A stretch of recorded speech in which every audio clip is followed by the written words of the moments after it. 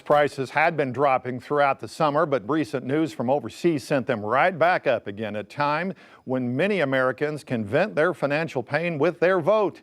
Skylar Henry is at the White House now with what President Biden's doing to try to make gas more affordable.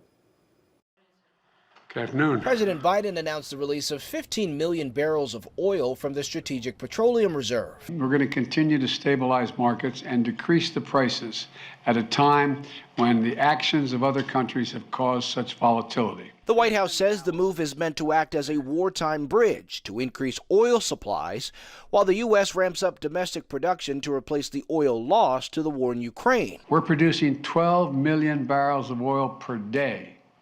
And by the end of this year, we will be producing 1 million barrels a day, more than the day in which I took office. The oil producer nations that make up OPEC Plus announced a major production cut 2 weeks ago.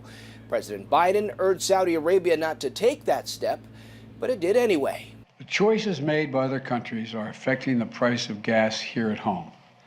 That's why I've been acting so aggressively. This move by the administration to bring down prices at the pump comes just 3 weeks ahead of the midterm elections, and Republicans have been hammering Democrats over inflation. That rising energy price that people see at the pump, that they see in the utility bills, that our farmers see when they're paying more for diesel, that was the direct result of policies enacted by Joe Biden and Nancy Pelosi and supported 100% by Tim Ryan. In the latest CBS News poll, 65% of registered voters said the economy is getting worse, and 45% of those surveyed said President Biden is responsible for the economic conditions.